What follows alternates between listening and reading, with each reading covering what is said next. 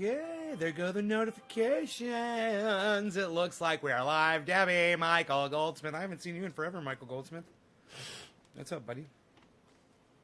Hello, hello, hello. Drew Smith. Hello, Drew.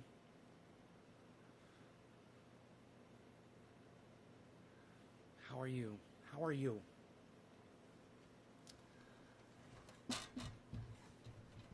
All right.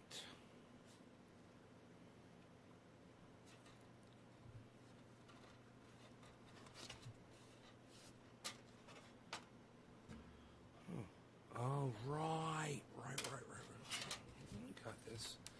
I got this. Okay, cool. We're good there. We're very good, you. You, my friend, you're very good. You. Cat. Hey, guys. Wow, look at all these people come streaming in. Holy shit.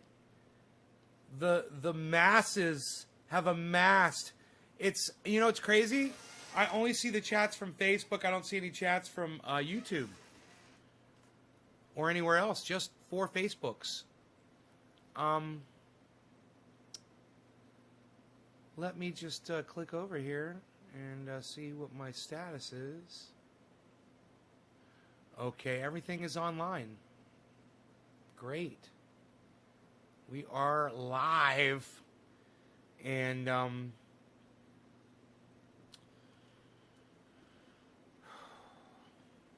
why you Beezlin? Why you Beezlin? Camera number 1. Camera number 2. Camera number 2. Camera number 1. Camera number 1.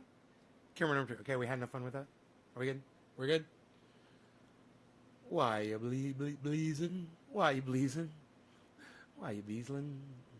Are you Beezlin?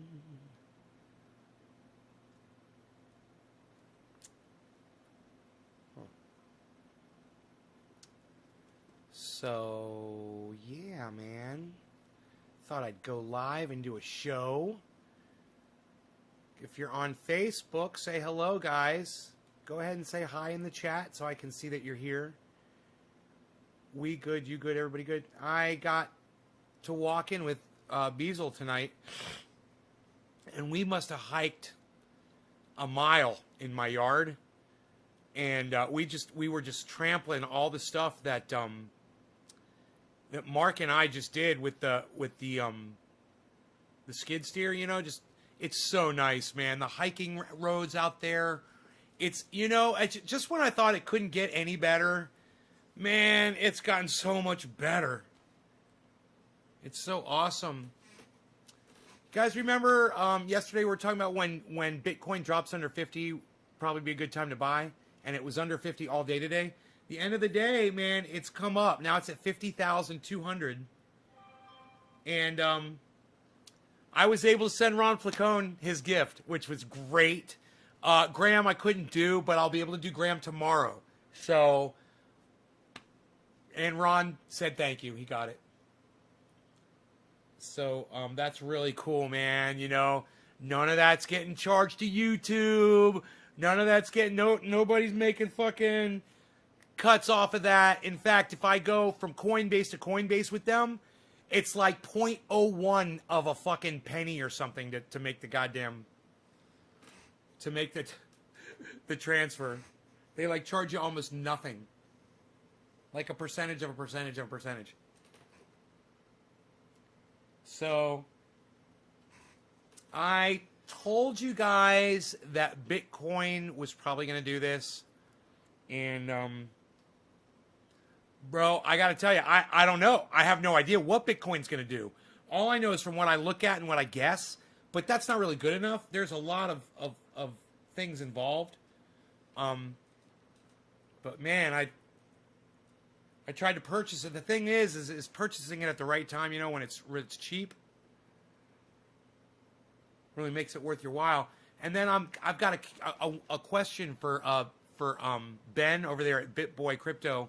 I wonder if he might know the answer. Is it more lucrative or advantageous to give Bitcoin as a gift when it's low in the market value, or is it better to give it when it's high in market value? You know? when you're giving gift Bitcoin. So you've been holding 4,600 since last year? Wow, man. Right on. Evening. That's a lot of money in Bitcoin. Pamela Warm. Hey, Pamela. Dude, $4,600 and you've been holding it? I'm assuming...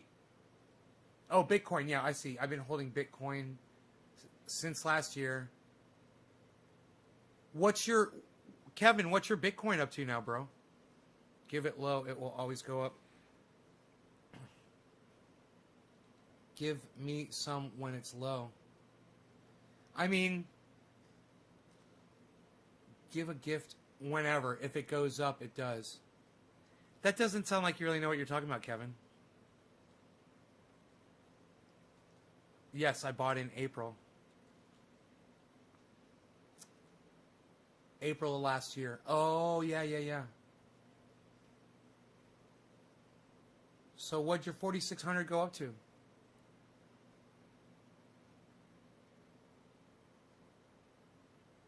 There will always be a bubble.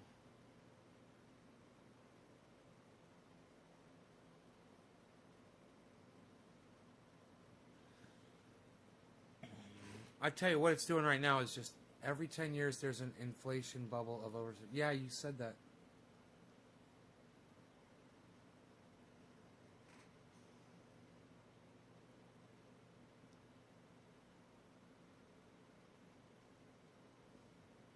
Why is it every 10 years, Ronnie? That doesn't sound like you really know what you're talking about, Kevin. I'm holding 3.9. What, dude? You got 4 fucking Bitcoins, bro? Dude, that's $200,000, man. Your fucking $5,000 is now worth $200,000. Are you fucking kidding me? This is fucking real talk right here, folks. I mean, it's about time. You know, you got somebody come in here and say, yeah, this is what I did, this is what I got, blah, blah, I got 200,000 in Bitcoin. Wow, bro. So what's your plan, man? You got a plan? You just gonna sit on it? Do you ever take any out? Or have you've never taken anything out, or have you taken out, like, a Bitcoin already, you know?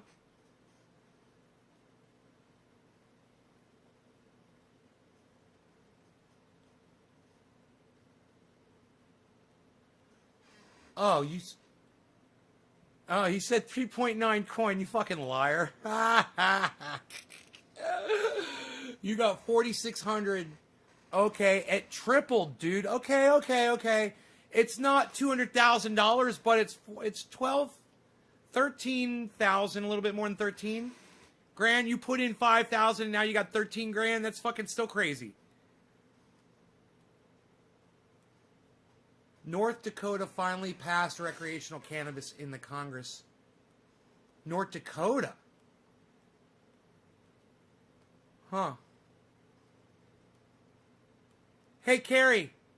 Don't call it recreational, all right? Don't be a fucking moron and use the words that they tell you to use. Just call it cannabis legalization or, you know, cannabis regulation or, yeah, I like legislation. Say cannabis legislation. Don't call it recreational cannabis. You're being a fool and you're using their stupid fucking words.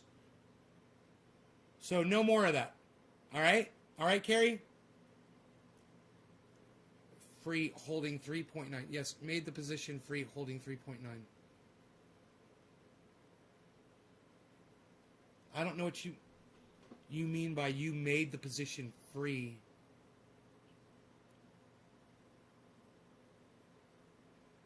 Coin is the new gold. I bought in at 4,600 getting 3.5 coins. When I was correct and is your initial assessment, I spent more in the initial investment. So when I was correct... What? Kevin, I do not understand what you're trying to tell me. They're looking for another word. Just say cannabis legislation, Carrie. Cannabis legislation. Laws regarding cannabis. Yeah, they're looking for another word besides recreational. They should just call it cannabis. They should just call it cannabis laws, cannabis legislation. They don't need to find another word, these fucking douchebags. Oh, we gotta find another word. No, you don't. Just call it cannabis. Tell him, Carrie. Tell him. Tell him I told you to tell him that. Bastards. And tell him I told you to call him a bunch of bastards, too. I like your avatar, Carrie. It's nice. It's nice to see your face.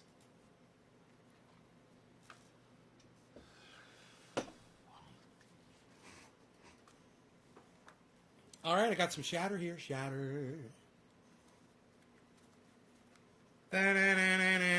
Shatter. Ah, Shatner. I am in space. Space. The final frontier of Shatter. William Shatner. Captain James T. Kirk. Starship Enterprise. 5-year mission. I don't see why Bitcoin is not the new gold standard, and if currency does go digital Bitcoin. Ronnie, because Bitcoin could fail tomorrow. That's why. It's not gold. Nobody is holding on to a chunk of fucking Bitcoin. It's all electronic. And even though all of you, people out there that say, oh, it's blockchain, so it's safe, what about a virus? What about the power goes out? Like it did in Texas. Let's say some of those Bitcoin blockchain servers were in Texas. Let's say that happens to the entire east coast of the country. Let's say it happens to the whole fucking world, man. Where's your Bitcoin then?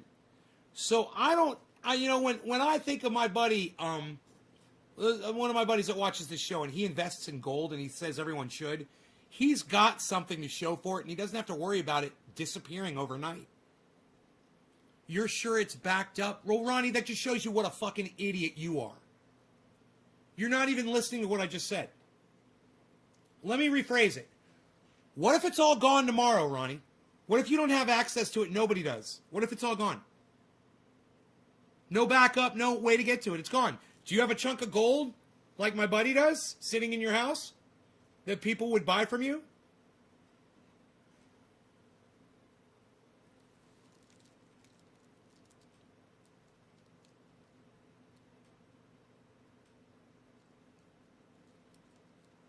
Jason Renzulli?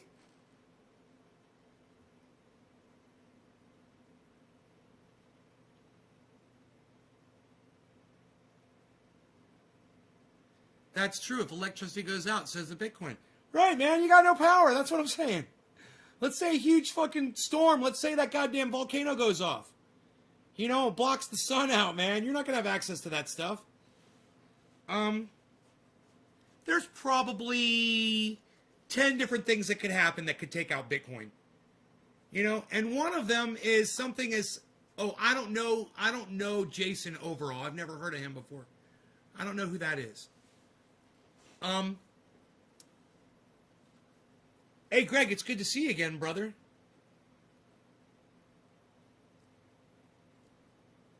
Bitcoin is a way to diversify your portfolio. It would take a complete breakdown of society to make it crash. Right. Hey, Ronnie, it almost happened when COVID came through, bro. Society almost broke down right then. And then when that storm hit Texas, or when that giant fucking storm hit the east coast of the United States and New York lost power, you remember that shit? Things happen, man. Planes crash into the World Trade Center. Hackers come up with a new virus. Anything electronic, man. I don't care what you say. Some fucking kid could write a goddamn virus. Mark my words, it might happen. That could take out all of Bitcoin. And you could be like, oh, but it's on blockchain and it's safe and it's inaccessible to blah, blah, blah, blah. Yeah. It just takes some fucking 13-year-old kid, some little fucking genius, to sit behind a computer for a little while. Man, these little fuckers are working on it right now. I guarantee you there's some little kid somewhere trying to figure out how to crack fucking Bitcoin. And, I know there's no master server and it does make me feel more comfortable. But at the same time, people think that it's a lot more secure than it really is. When you watch the value of Bitcoin just totally fucking drop on one day, You know, let's say Elon Musk, he doesn't give a fuck about you or me, right? Let's just say he's like, hey, man, I'm going to pull all my shares out of Bitcoin. 1.5 bill. Well, now he's probably got 2 bill now in there. You know, and he's like, yeah, I'm just going to take it all out and let the chips fall where they may. And then that crashes the goddamn market. And hey, man, one man could do it. He could pump it up. He could fucking take the air out of it. You know, and anybody else that wanted to do it, like Bill Gates or any massive billionaires out there, you know, someone from Dubai that had a shit ton of money, it's just like, hey, man, let's do what Elon Musk did. Fuck it. Yeah, it could happen. You lost 22% in one night, and then you got it all back, and then they pull you back in. El Padre says Bitcoin. Yes, Bitcoin. That's what we're talking about. You buy in at that point. Yes. When fucking the whole goddamn thing collapses, that's when you buy in, but it might not ever go back up again. You know? Yes, I like to see that. I like to see the stocks when they're low. I like to see them when they're high. When they're low, I like to buy them, and when they're high, I like to sell them. El Padre says Bitcoin again. El Padre, if you spam my stream for no apparent reason, I will just block you. I'll just block you because you already strike me as a stupid little fucking cunt bitch. But maybe your computer is just echoing, and that's okay. But if you fucking do it again, bro, outsters. Don't do it again. Don't spam my fucking chat for no reason. You got something to say, fucking say it. We don't take spam. We don't take too kindly to spam up in this chat. You little fucking Halloween troll bitch ass.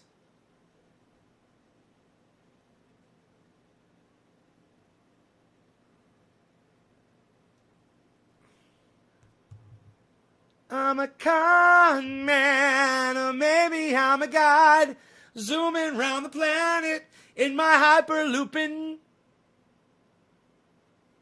car. It doesn't even make sense. You should say, I'm a con man, or maybe I'm a, not God, or maybe I'm a star. Yeah, he's a con man or a star. I'm a con man, or maybe I'm a star, zooming round the planet in my hyperlooping car. El Padre says, how? Wow, nay, cheers. Cheers, dab time. What are you saying wow about? Wow what? Why are you all saying wow? I know you're not all saying it, but why are you saying wow? What? I like the way El Padre is like, sorry. We usually don't get that response from someone that's spamming the chat. That's great, man. It's a great response. You're still here, man. You're still here. Who dropped that first digit?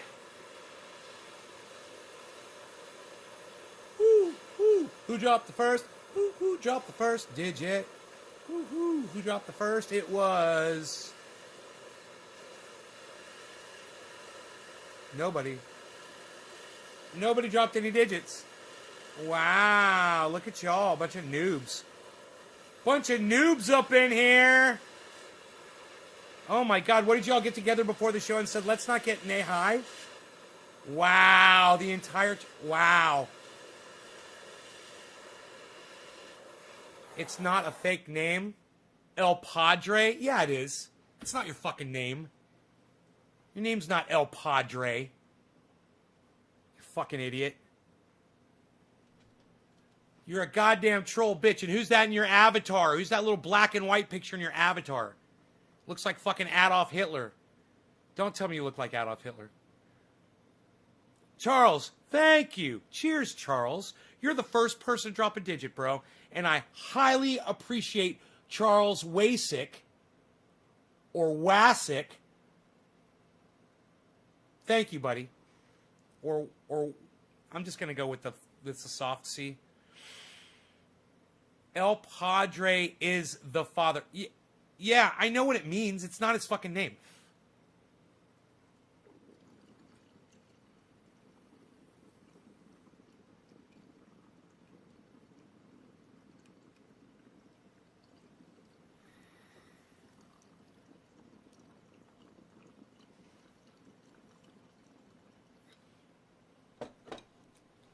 El Padre, well, fuck police and fuck pigs and fuck cops and fuck you. All cops are bad, bro.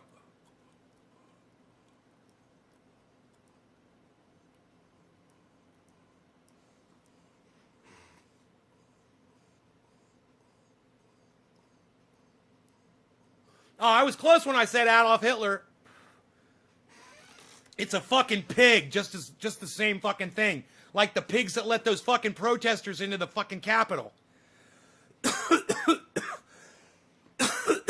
Fuck them. If they'd done their job correctly, those people would have never made it to the fucking steps. Fucking idiots. That was actually really tasty. Hurts my throat. But it tastes good. Hurts my throat, though. Because what he looked like? Because he looks like a fucking... Because he looks like Adolf Hitler with a pig hat? Why don't you go by your name and your picture, bro?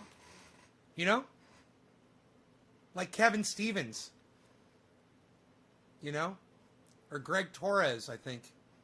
I don't know what Greg is over there, actually. I think it's him. I don't care what you put up for your face. I'm just saying, I can't see you. I know that's not you. I know that's not your name. You're a fucking phony bitch. If you're going to be on social media and you're going to come in my goddamn live stream where I keep it real, I would think that you would keep it real with me too. You know? Show me a little bit more respect than that. I'm coming in with your little fucking troll account.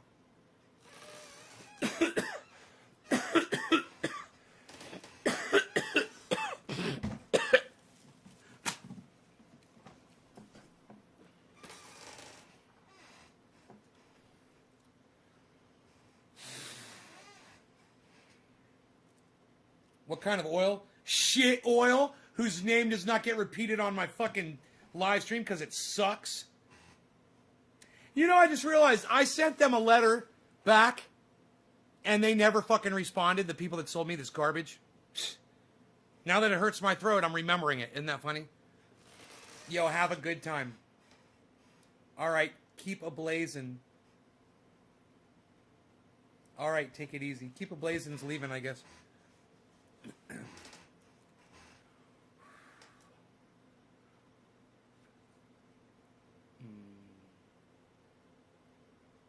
I guess Keep a Blazin' got upset because I couldn't see his face on his fucking live, on his avatar. Did you get upset, Keep a Blazin'? Did I hurt your feelings? Freedom. Freedom.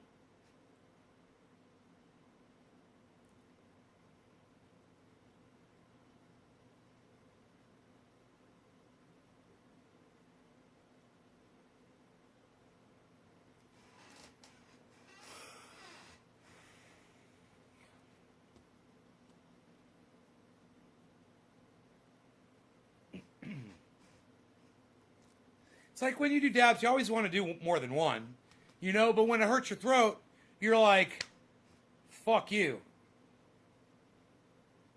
You know, why would I do that? Why wouldn't I just grab my rosin and smoke some of that instead, even though I'm almost out? It's smoother, and it'll get me just as high, if not more high. I'm a con man, or maybe I'm a star, zooming around the planet in my shitty tunnel car.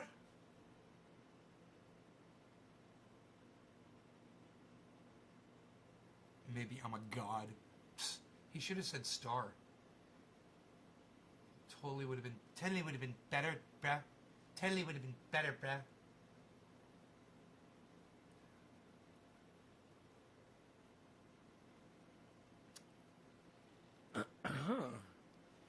Oh, here it is.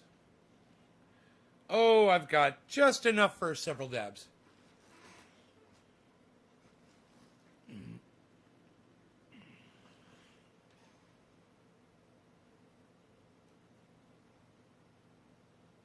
It is a beautiful world we live in.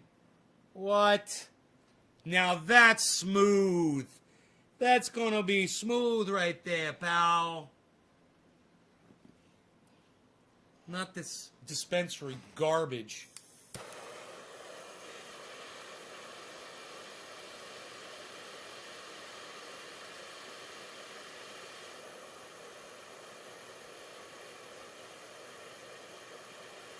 Hey, I wonder how my blood pressure's doing. That thing, that watch doesn't check the blood pressure.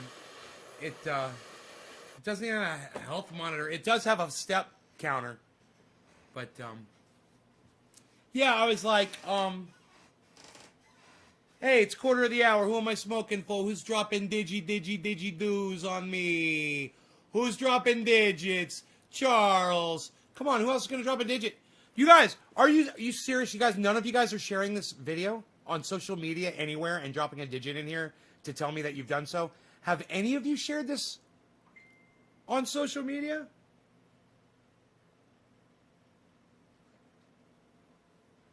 Have any of you done this on social media?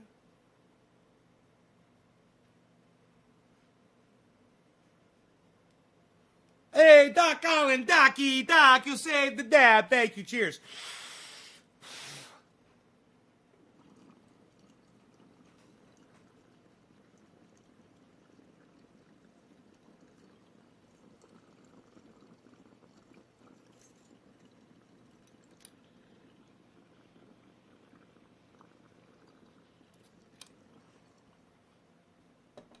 Tasty still.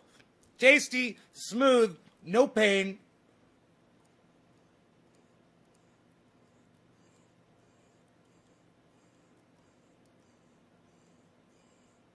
My rosin that I squish is better than fucking shatter. Higher quality.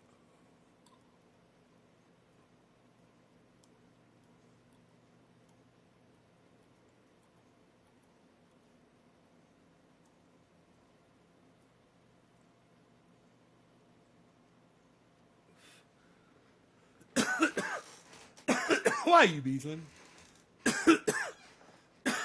Beezlin went to bed. Like I told you, I took him for like a mile walk on the property, and he walked and walked and walked, man. You dropped a 7 earlier? I didn't see that. What? Did I zip past it? Charles?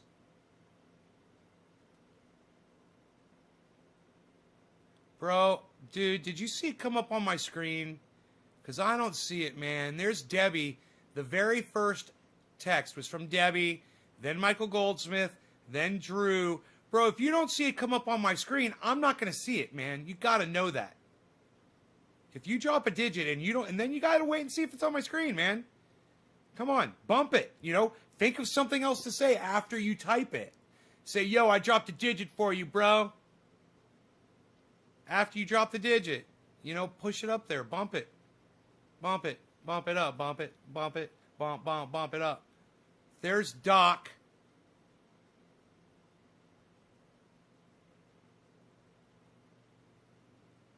Yeah, that's after Charles. Doc. Doc's 3. Randy's 3. Hey, man. Come on, you guys. You guys gonna share this video for me? Seriously, man. Come on. You guys realize that BitBoy Crypto has 20,000 viewers when he goes live? And you guys won't even share this video for me, man. You guys won't even share this video for me. You're right, Nay. My wrong. Oh. Maybe you did it on the earlier show, bro. You think about the earlier show, bro? You think about the earlier show, bro? Hey, man. I have no shame when it comes to my audience. I love you guys. I trust you guys. I hope you trust me. I have no fucking shame when it comes to you guys. Please, please, please share this. Go on social media. Tweet it at somebody. Go on Facebook. Put it in a group.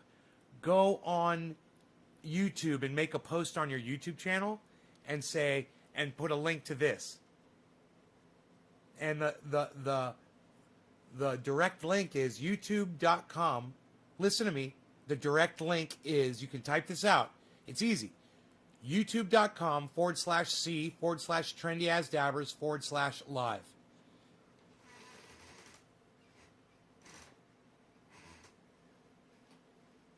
That's the link, and it should work still. And it's the letter C. youtube.com/C/trendyasdabbers/live. C Trendy As Dabbers Live. Separated by forward slashes. I should... Dude, BitBoy Crypto has 20,000 views. I'll take 200. I'll take 200 for 50, Alex. I deserve 200. If BitBoy Crypto has 20... I'm sorry. Yes.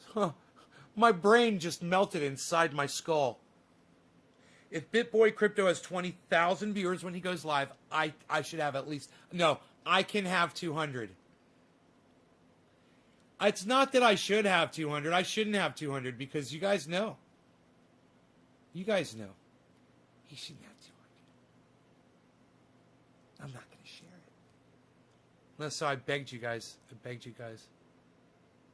I begged you guys to share this. Well, Chris, when you share it, drop a digit in here. Hit a 3, a 5, or a 7. The 3 means you shared it on Facebook, and Twitter is what it used to be. Well, let's just say the 3 is Facebook. I like that. You shared it on Facebook in a group, 3. You share it on Twitter, 7. You host it on your channel, like Twitch, 5. 357. One of those numbers, depending on what you did. Chris, I'm going to assume you shared it on Facebook because you're typing from Facebook. Am I correct? That would be a 3. Just remember the 3 points of the F. The top, the left, and the right. 3. There you go. That's the 3. It makes it easy for me to find when I'm scrolling through. Like this, Randy Church. He's next, man. Randy Church. We're doing dabs, bro, and I'm gonna end up finishing my dabs. God,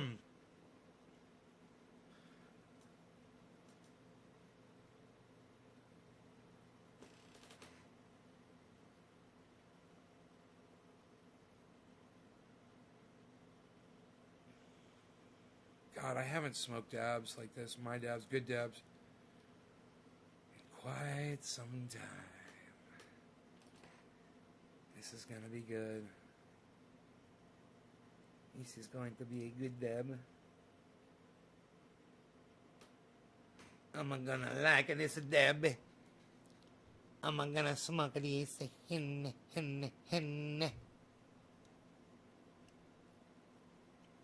Tiffany. Hi, honey. How are you? I'm sad. People haven't been sharing the video. It's not doing really good. Is your face melty? Is my face melty? You mean, are you making a comment about my Bell's palsy?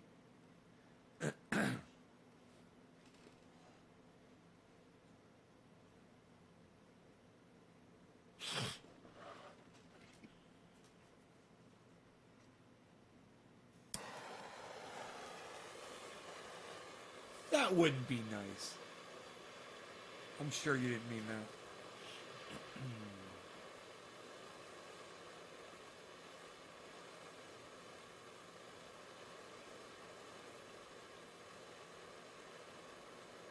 It works. YouTube.com/C/trendyasdabbers/live. There it is. Doc Holland. Doc Holland, just put the link in the chat.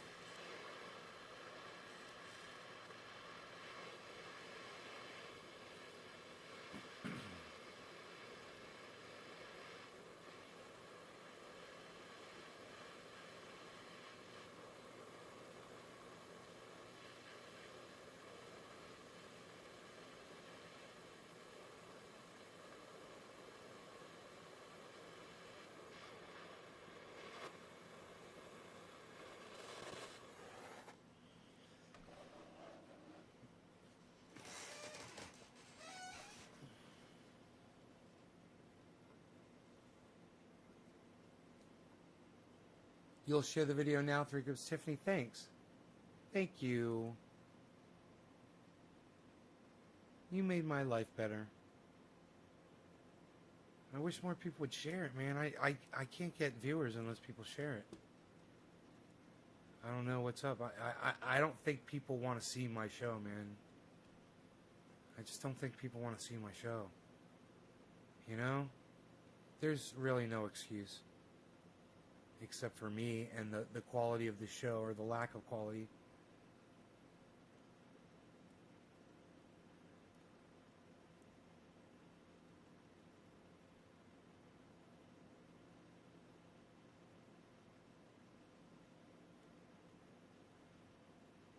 Okay, there's 24 people, not including Trovo. So thank you for the 24. That's actually, I'm happy with that. I didn't think there'd be that many, because there was such a poor response in the chat. So thank you for that, for the 24 of you that are here. Cheers, everybody. I forgot who this was for. God bless America. Randy Church, cheers.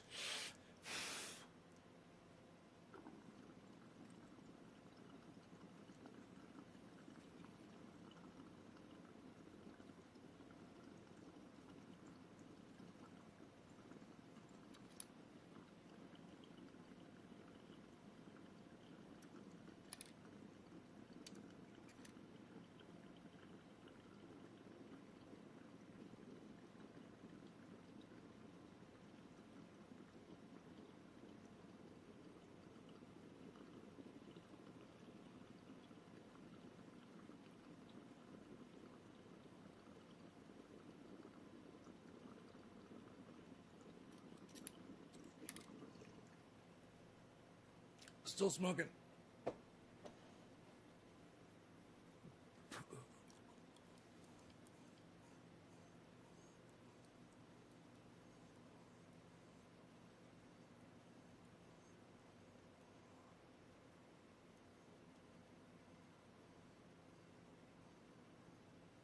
Can't even see them. They're invisible. It's probably the green screen is blocking the light that shines down right here. Fuck. It is. There's a shadow right here on my hand. I can see it.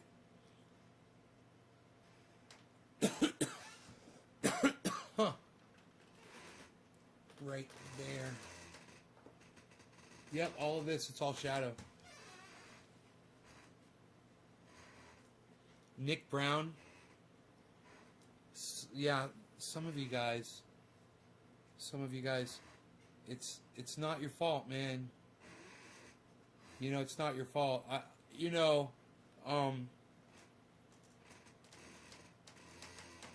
don't deserve to have people watching the show, man.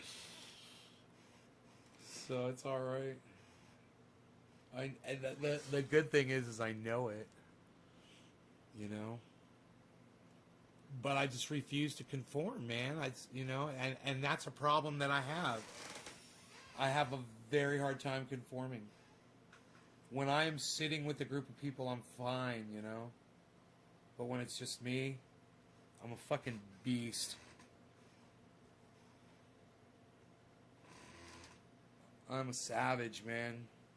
Did you guys see Savage Joy, Marie, on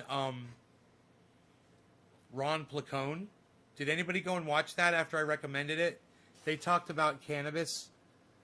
And Ron mentions at the beginning that he doesn't like that they're calling it marijuana and that he'd rather them call it cannabis. It's fantastic. Steven Culbertson, thank you for the 3, brother. Oh, yes. Thank you for the share. Yes. Thank you for the share. Thank you for the Aiden Hawk. Hello. Thank you for the share. Randy Church. Yes, sirree. Chris Frisley. Chris Frisley. God, is that like the coolest fucking name ever? Dude, is your name Chris Frisley?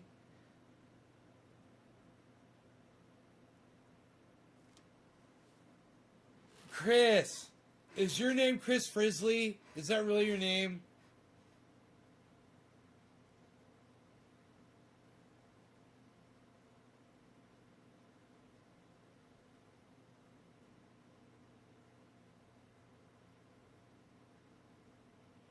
Dude, did they call you Frizzly, the motherfucking grizzly? Dude, tell me your name is Frizzly. That's true, Daniel Sears. I love you, Daniel Sears. I love you. Thank you. Thank you so much. Calling it weed, dope, or anything else degrades it. And calling it cannabis starts a conversation like the one we're having right now. Right, Daniel? Now we're talking about it. All the straight... If you take a 1 gram dab... See, spacebar, that's the problem.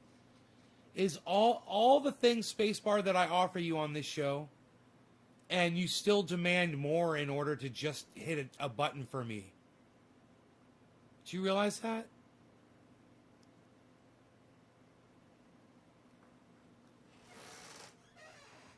Everything the show offers, between the interviews of the other people and, you know, my instruction on how to make triage oil, how to grow cannabis, how to store it, how to smoke it right, how to save it so you have a bunch, how to grow vegetables, how to go off grid.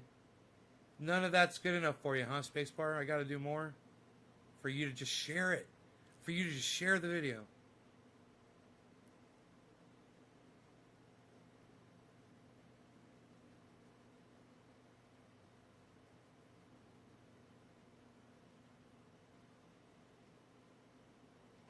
I'm so happy for you, Nate, getting into Bitcoin. I love to see the excitement having someone else.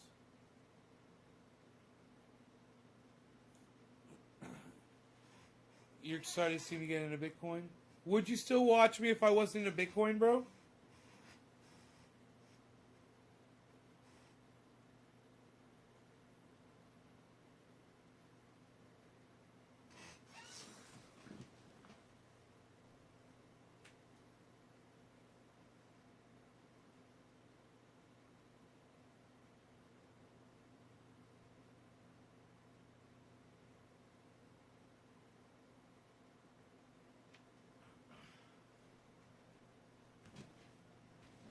That's what I like to hear.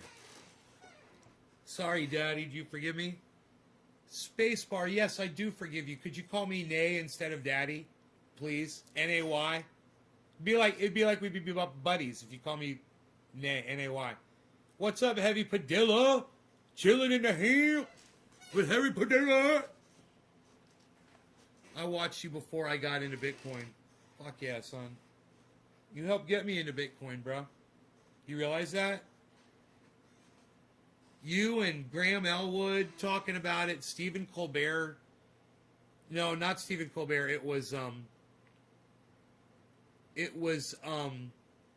John Oliver talking about it.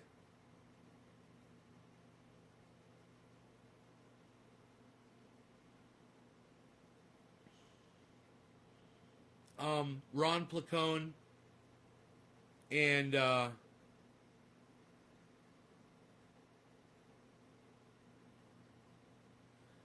more people from the audience here asking me and mentioning it, and I was always against it, always against it, always against it, and then someone got me to look at it. I heard what it was doing. I heard it was at 30, then it went to 33, then it went from 33 to 47, to fucking 47. It blasted, and it was 55. I was like, I think I'd be stupid not to get into it. I'm always saying, I've got this money and I don't know what to do with it and blah, blah, blah, blah. Why don't I just take some of it and put it on that and see what it does? And then if it, you know, and I diversified too, man. I put my money on other stocks. My cat's playing with my belt, acting like a little kitten. Oh, wrong camera.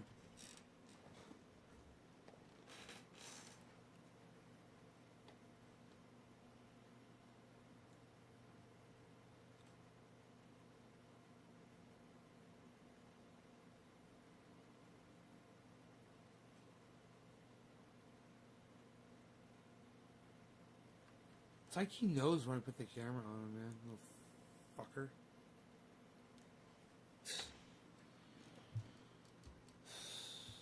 Unreal, pal.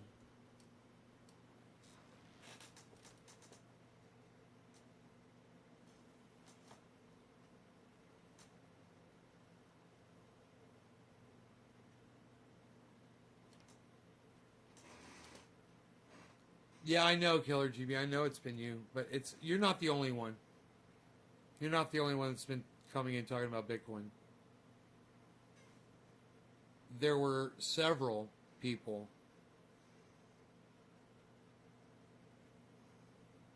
And there were even random people that came in mentioning it that I didn't know.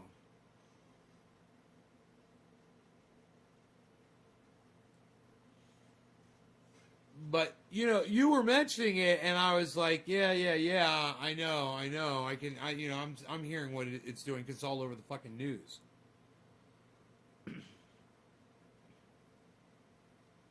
Especially after what Elon Musk did. You know, and then they're just covering it all the time.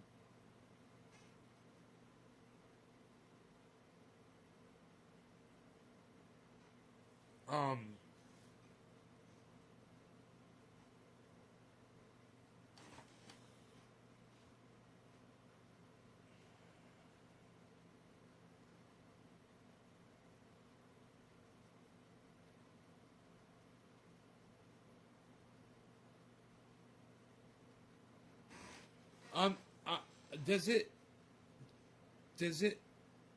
Killer GB, were you here when I asked, does it matter if you send someone a gift of Bitcoin when the market's low or when the market's high? Does it matter to either you or them? Or is it the same regardless what the value is at that time? It's...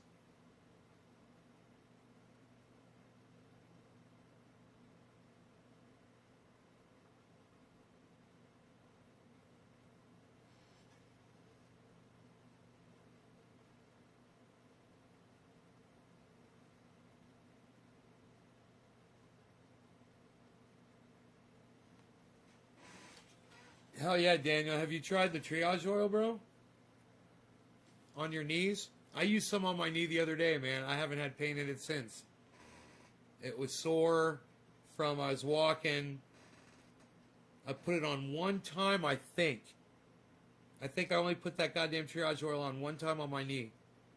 I've been, like I told you, I walked a mile today up all over my goddamn mountain. Put these roads in. They're so sweet. Dude, I haven't even taken the rocks around there yet.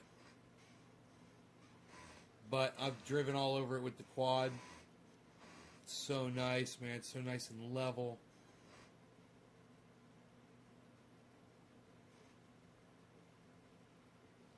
Oh, it's only 3 ingredients. You can make it yourself, Daniel. Do you do dabs, bro? Do you do dabs out of a rig like this, man? You empty the water out of it, and then you put alcohol, 99.9% alcohol in there, and you switch it around. Warm alcohol works great. Switch it around. It loosens all that stuff up, and it completely liquefies it. It goes in the alcohol. And you take that while it's liquefied, and you pour it into a dish, and you evaporate the alcohol out completely, get all the alcohol out of it, and then you're left with reclaim oil. Do you have any reclaim oil? Have you saved any reclaim oil? Ever? You have like a little bit saved up?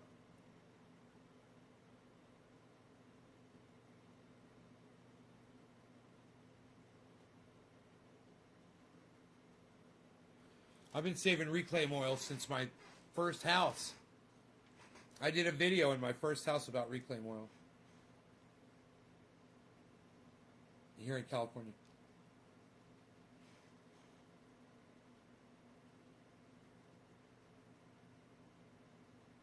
All right, killer. I'm sending them both the exact same amount.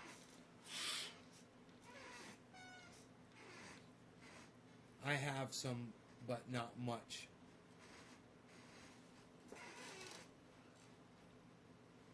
I have some, but not much.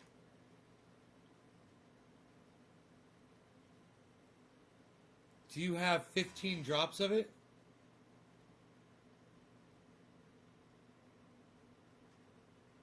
You have 15 drops of reclaim oil?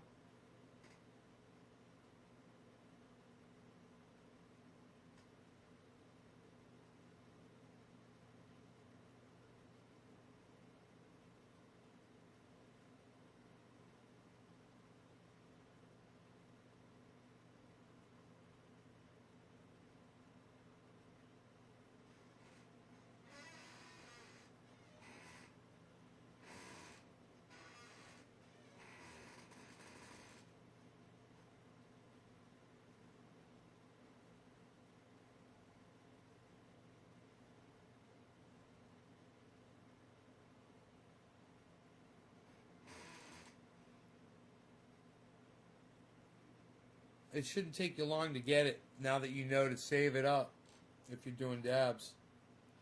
I mean, shit, you don't even have to do the reclaim. You could just take the dabs and decarboxylate them 275 degrees for about 10 minutes. You could almost do it with a fucking hair dryer.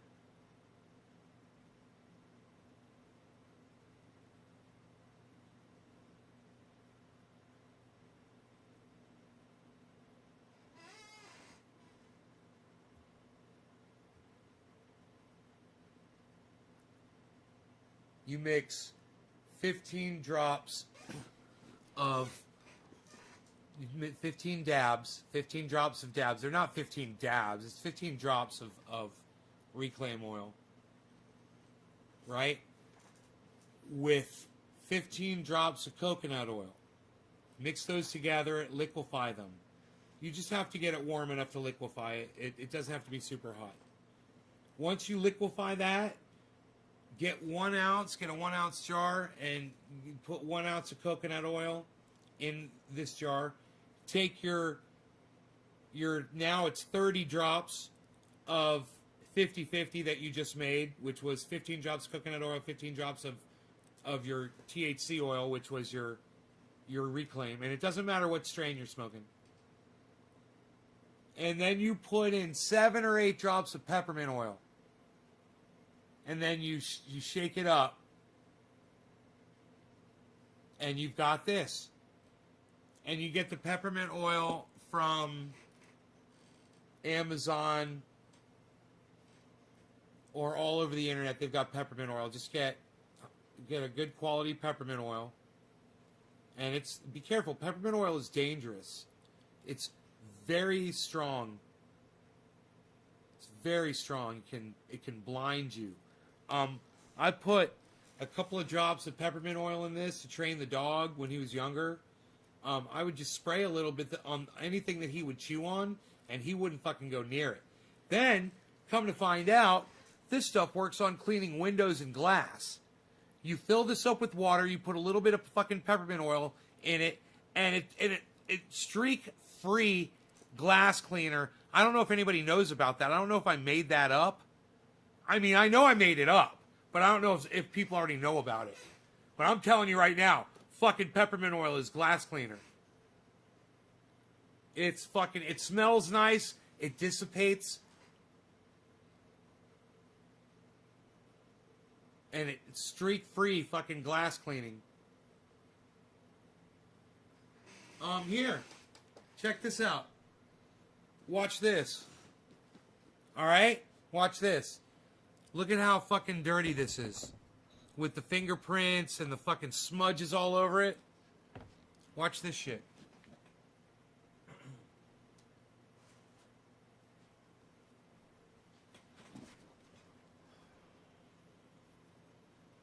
Got peppermint oil and water, right? Mostly water, just a little bit of peppermint oil. And then I'll just spray it on. Watch this thing fucking clean up.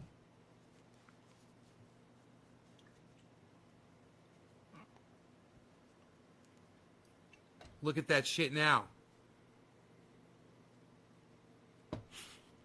Dude, you're reading the logo through the glass.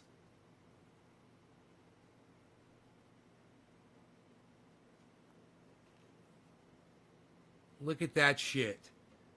That's fucking... Is that already a thing? It's gotta be. People must have already known about that. Because I figured it out real fast. Someone else had to try it too. You know, but if you mix peppermint oil in water to, you know, to keep your dog or your cat from fucking with shit. And, you know, look at the base now. The base was disgusting. Now look at the base. Look at it sparkling. Fucking no streaks. And if I wanted to clean the inside, I would just take the rag like this, right? And spray a little peppermint oil on the rag, right? And then take it. Oh, it smells so nice. And then just take it and just put it right down inside.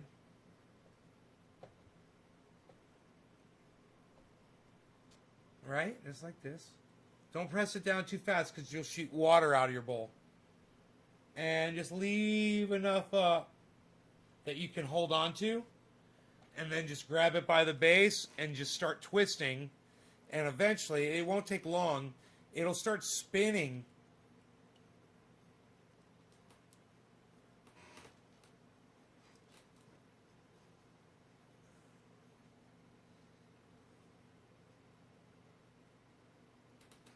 Inside there.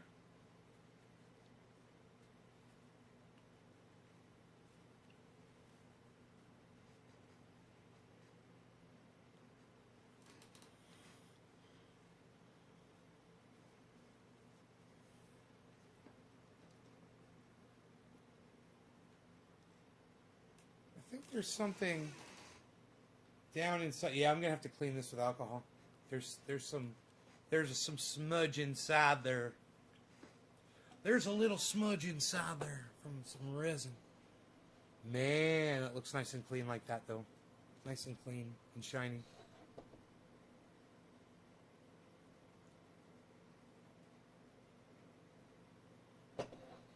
Bro, I use it on my glass on my windows. I did it today.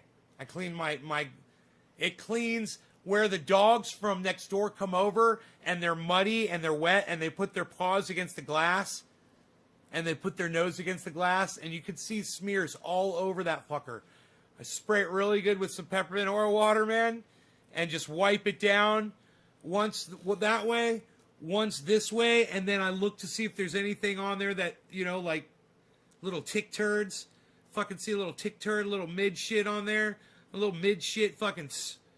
Fuck them midges. You guys know what a midge is? Who knows what a midge is? Who knows what a midge is? I watched Dave Scott.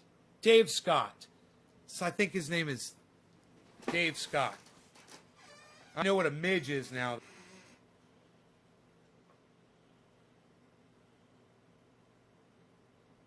We had a different name for him in Florida.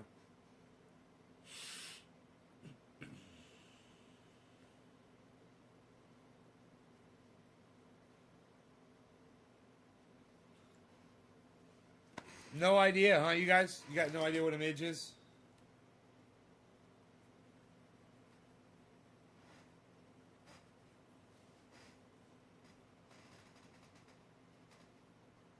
Not even a guess?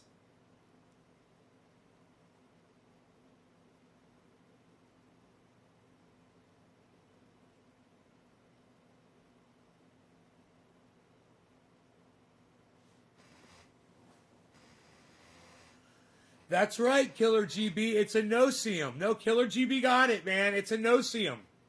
That is correct. A midge is a no-seum. They are little fucking bastards.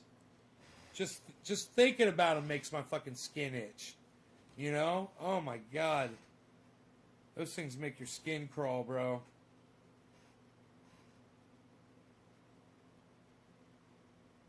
They sting. And, you know, you pretty much could kill them. Man, if you saw what a midge looked like when it's sucking your blood, that's what they're doing. Those tiny little no-see-ums, they're sucking your blood, believe it or not. Bro, I saw a close-up of a midge sucking blood, and I was just totally disgusted. Did you know that mosquitoes in Alaska can kill a fucking newborn calf by literally draining it of its blood? They kill animals like that all the time, mosquitoes in Alaska. You know why they're doing that now? Climate change. You know why I know that? Tim Scott, Dave Scott. Whatever, dude. Whatever this fucker's name is, man. I think it's Dave Scott. Science fucking channel. He's fucking awesome.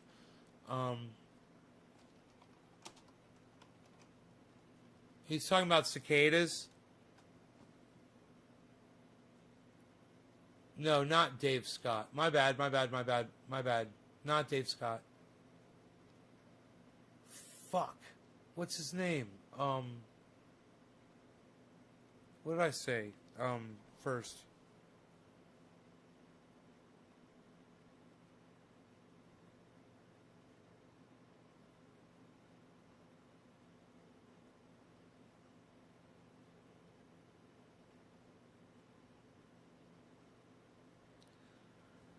Maybe he doesn't use his name. Hold on. Tom Scott. Tom Scott? No. Michael Scott? No.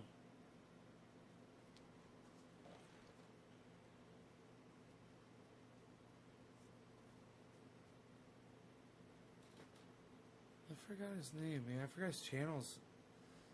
Maybe if I go through my library, I'll see some of his...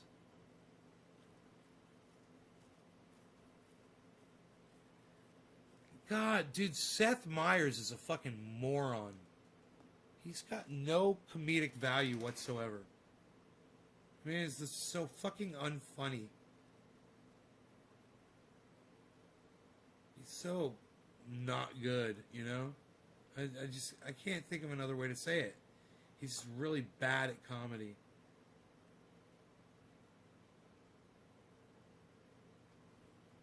His name Dave Scott or something?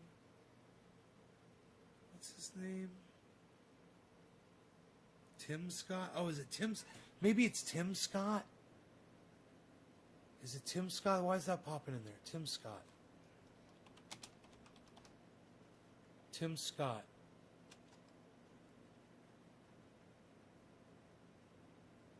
No. No.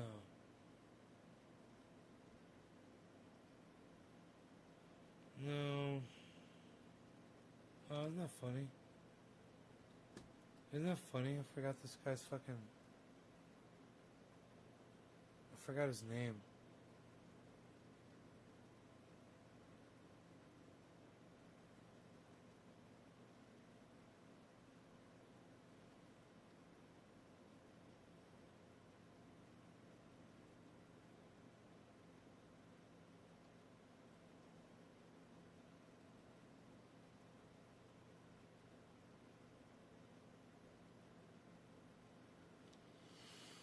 I can't find him in my history, man.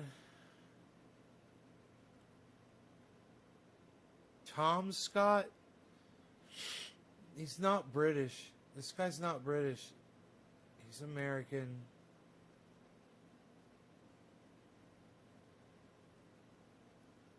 It's so funny.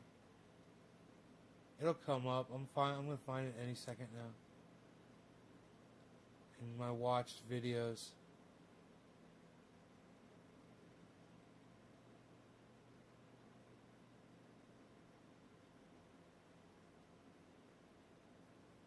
Oh, is it Joe Scott? Dude, I think it's Joe Scott. I think it's Joe Scott. Joe Scott.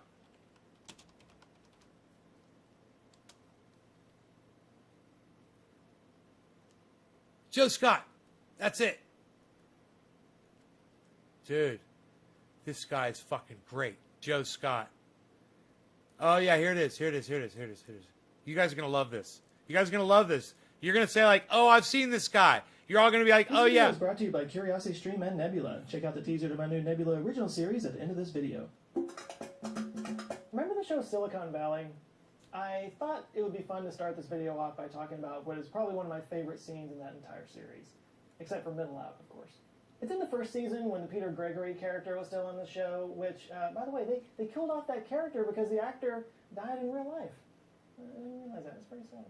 Anyway, in the episode, a couple of guys who run a business that Peter's venture capital firm had invested in were coming to him trying to get some kind of loan because they had hit a problem and they were going to have to lay off some people if they didn't get some extra money. So they're in there, they're desperate for money, they're trying to save their business, and he can't stop talking about Burger King. Or, as he referred to it, Burger King.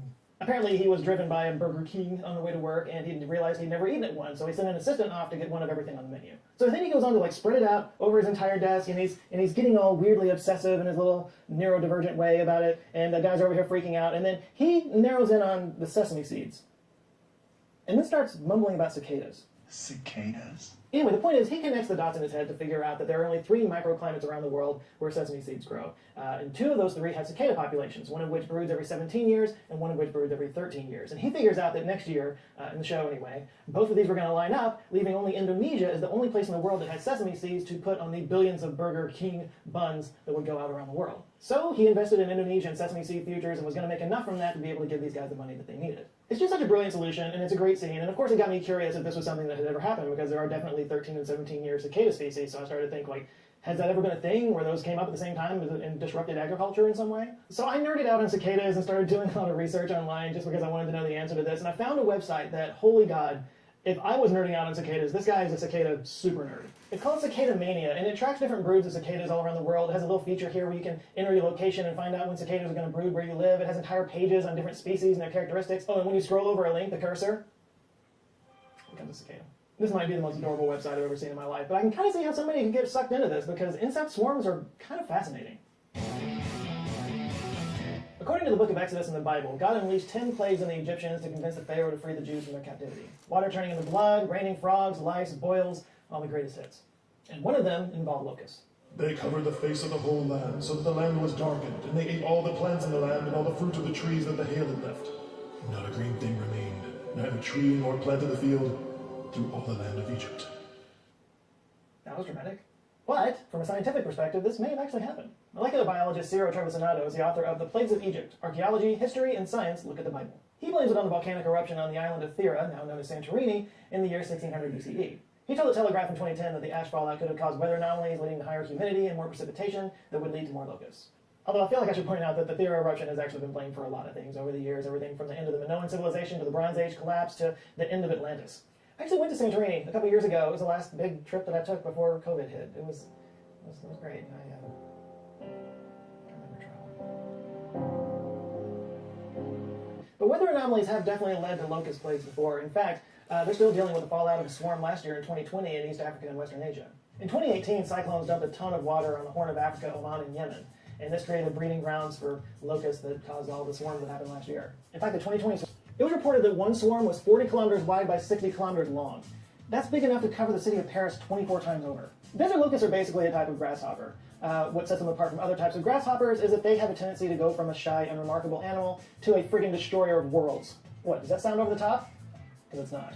Desert locusts, as the name implies, are used to dry conditions. They live sparingly, they're in survival mode most of the time, until it rains.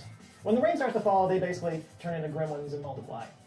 By the tens of billions. They gather together in what's called the gregarious phase, and this helps them to produce a hormone that causes all kinds of different transformations. They change color from green or tan to a bright black, red, or yellow, and their bodies get smaller, their endurance... And a very important point you guys should realize, with global warming, we're going to be getting more rain events. With more rain events, you might see more of these guys in the near future. Increases, and their brains grow, along with their appetites. By the way, this ability to change in response to environmental conditions is known as phenotypic plasticity. The females lay eggs together that all hatch in sync, so hey, Jacob. 1 million desert locusts can turn into 1 billion in just a few days. And then once they take flight, they're... All right, Daniel. Unstoppable. Locusts ride the winds and can migrate across great distances. In just one day, they can fly more than 200 kilometers, eating all the green vegetation they find along the way. They can eat their own weight in food every day. Now, granted, that's only 2 grams each, but when you're talking about 50 billion of them in these swarms, that can add up to as much food as 35,000 people per square kilometer. A swarm in West Africa from 2003 to 2005 resulted in $2.5 billion in harvest losses, according to the UN Food and Agriculture Organization. In fact, they call the desert locust the world's most dangerous migratory pest, affecting the livelihoods of 1 in 10 people on the planet. So, why talk about insect plagues? That's why.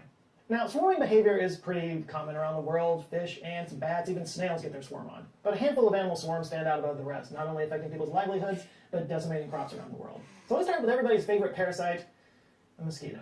Some fun facts about the mosquito. There's more than 3,000 different species of them. 176 species are recognized in the United States. Some can transmit diseases like dengue, West Nile, encephalitis, filariasis, malaria, and yellow fever. And they contribute to almost 1 million deaths worldwide each year. Now, not all mosquitoes actually bite you. It's only the female ones. They suck your blood for a blood meal so they can get protein to make eggs. And mosquitoes have been around since the Triassic period, so much like cockroaches, they're probably not going anywhere. And like locusts, heavy rainfall can increase their numbers. For example, the inland floodwater mosquito can lay up to hundreds of eggs at a time, and those can stay dormant for up to 10 years. And if at some time during those 10 years there's some extra rainfall and the lakes and rivers rise up enough to cover those eggs in water, they can all hatch at once, releasing millions of mosquitoes all at the same time. Fun!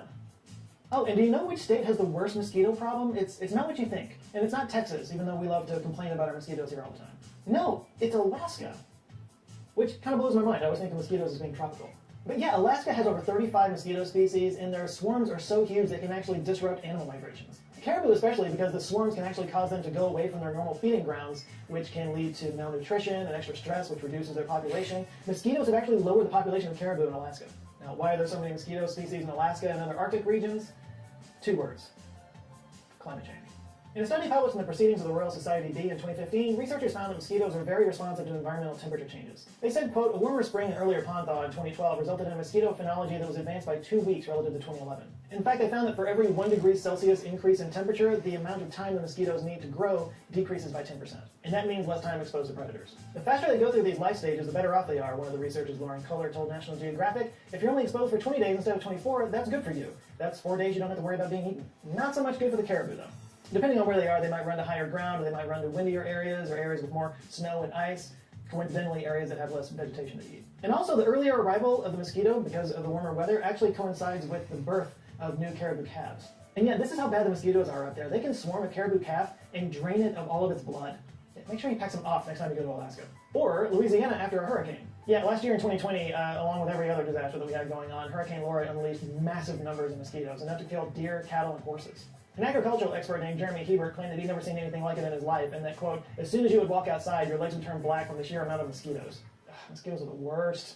Sort of on that same note, here in Texas every year we get swarmed with crane flies, which are harmless, but they look like giant mosquitoes. In fact, sometimes they're called mosquito hawks. They're also often inaccurately called mayflies. But mayflies are something else entirely. In June of 2019, meteorologists noticed a massive dense storm on their weather radar on top of Lake Erie, even though there weren't any reports of any rain there. That's because it wasn't a cloud. It was a mayfly swarm. There are more than 3,000 species of them worldwide, with more than 700 species in North America alone. Mayflies hatch from their water larva state in late spring and continue over the summer, hence the name mayflies, and when they hatch, they do it all at the same time, creating a mass of mayflies. So we experience mayflies as these massive swarms that only happen for a few months at a time, but they actually live most of their lives in water. Once they hatch from the water out of their larval stage, they only live for a short amount of time, usually just a few days. They live for such a short amount of time outside of the water that most adult mayflies don't even have mouths. They just exist off of the stored nutrients that they have. In fact, females of the Delania americana species only live for about 5 minutes. And what are they doing during that 5 minutes? Shagging. Lots of shagging. I mean, if you only had 5 minutes to live, what would you be doing? Mayfly swarms are basically colossal orgies. Orgies so big that some towns have had to close down roads, cars have been damaged, and some cities have to turn off their lights. It's like your mom's in town. After mating is completed, the male dies, the female then goes off to lay her eggs in the water, up to 3,000 eggs at a time, and then she dies too. Talk about going out with a bang. But enormous swarms of mayflies are actually a good thing. It's basically an all-you-can-eat buffet for birds and other wildlife. A study published in the Proceedings of the National Academy of Sciences in 2020 found that, quote, a single emergence event can produce 87.9 billion mayflies, releasing 3,078.6 tons of biomass into the airspace over several hours. Yay, massive orgies! It's also good news because it means our aquatic ecosystems are healthy. Since mayflies spend most of their lives in the water, they're really sensitive to pollution, which can compromise their ability to reproduce. In fact, you can kind of tell how clean the water is by the size of the mayfly swarms. Unfortunately, it appears that the mayfly populations are getting smaller. It's actually gone down by 50% in some areas. Oh no, smaller orgies. A couple of suggested reasons include, of course, climate change. It's thought that the warmer temperature might reduce the oxygen levels in the water, and fertilizer runoff from farms triggering algal blooms that put toxins into the water. Whatever the cause, it's not looking good. According to that study I just mentioned, quote, if these population trends continue, persistent environmental changes could threaten to once more extirpate hexagenia mayflies from North America's largest waterways, making this ephemeral spectacle and its vital ecological functions a thing of the past. Hashtag save the orchies. Next up, let's talk about midges. Midges are kind of tiny little flies, most of them are harmless, but we're going to talk about one specific family, Ceratopogonidae, also known as the biting midge. Look at that. For various reasons you can probably figure Look at that fucking There are more thing. than 4,000 species of them, with more than 600 species in North America. Also known as no-see-ums, 5-Os, and punkies, biting midges may cause itchy skin lesions and allergic reactions, and they primarily develop in wet or marshy soil because, like mayflies, they spend their larva stage in fresh water. But unlike mayflies, they spend their time outside the water much longer, from up to 2 to 7 weeks. And they do have mouths. Like mosquitoes, it's the females that do the biting, again, for protein, for egg production. And some species pick certain other species to feed off of, and some of them are more general. The feeding periods are different among the species, too. Examples include the Leptoconops species feeds during the day, the Culicoidus species starts at dusk and continues throughout the night, and certain species in the Culicoidus genus, which like to bite humans, are often attracted to light and will enter homes to feed. And what drives those midges to swarm? You guessed it, Frank Stallone. There's probably just like 5 people that are old enough to get that, but I don't care. No, they do it for reproduction. It's that whole thing again. According to Dr. Henry Disney from the University of Cambridge, males will produce a sound and a smell signal to attract the females, and they'll usually swarm around a certain object so they have a point of reference. According to Dr. Disney, sometimes they gather in such numbers that they make huge towers. So many midges once swarmed the Salisbury Cathedral that a fire brigade was called because it looked as if the spire was swathed in smoke. And it turns out there's some really interesting math involved in midge swarms. Other swarming animals like birds and fish or herding mammals exhibit something called global order. That means that most of the members retain a uniform distance from each other and their changes in direction and velocity are common. But midge swarms are different. This was brought forth by U.S. researcher Akira Okumbo back in 1986. Okumbo showed that midges move randomly in direction and acceleration in a swarm. Still, the swarm remained a swarm because of the nature of randomness. Okumbo also showed that a midge's inward acceleration increased in inverse proportion to how far it was from the center of the swarm. He described the swarms as self-gravitating systems. UK physicist Andy Reynolds added to that work in a paper Dude, did you see that fucking swarm they just showed? Of midges? Oh my god. Direction and acceleration in a swarm. Still, the swarm remained a swarm because of the nature of randomness. Okumbo also... Oh my god. That's a fucking swarm of midges, man. Dude. Could you imagine being in the middle of that? Breathing them fuckers in? You're breathing them in. Could you imagine if you were in that? Dude. Look at that.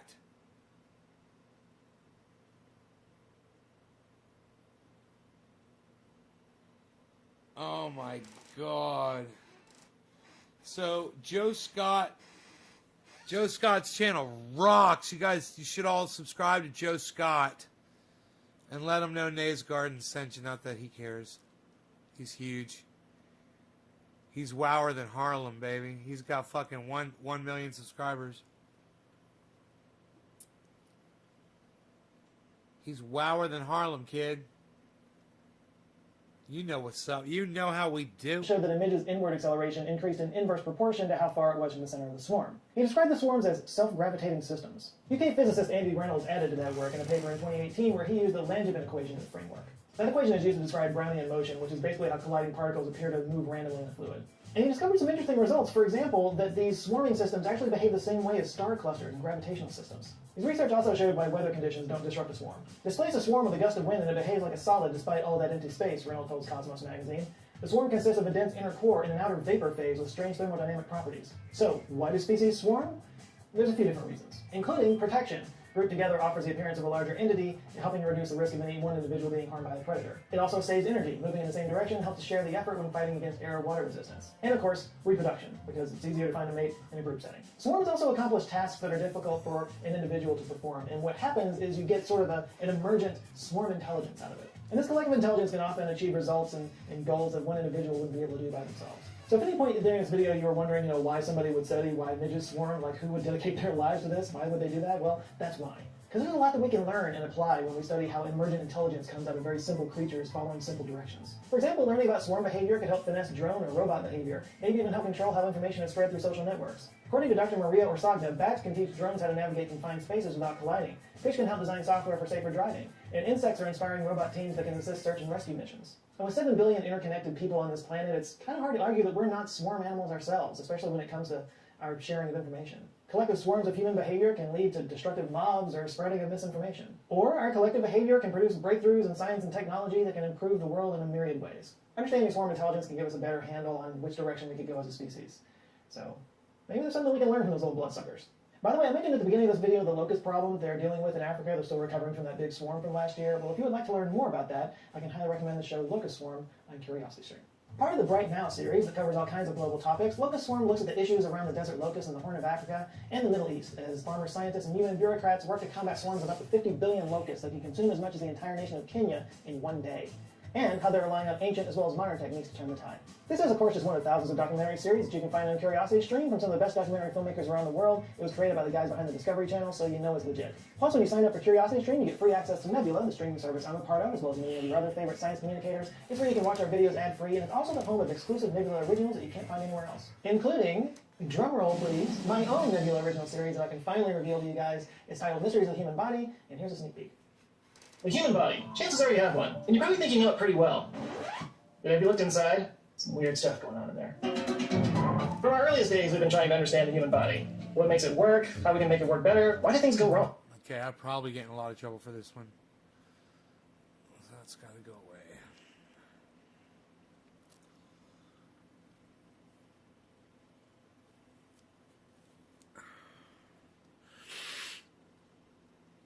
You guys are a lovely audience. We did some long shows today, huh? I will see you guys tomorrow. Take care, everybody. And go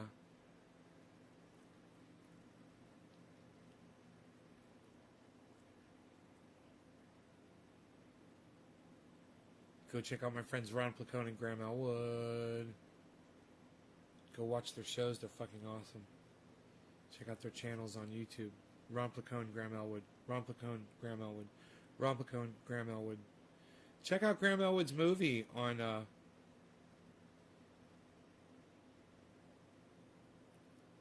YouTube. It's called Earbuds, but it costs like $4 to rent or something like that. But it's really good. Earbuds by Graham Elwood.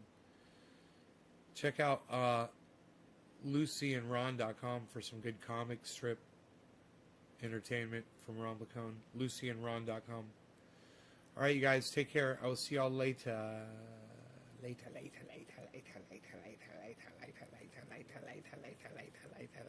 Goodbye. Goodbye. Goodbye.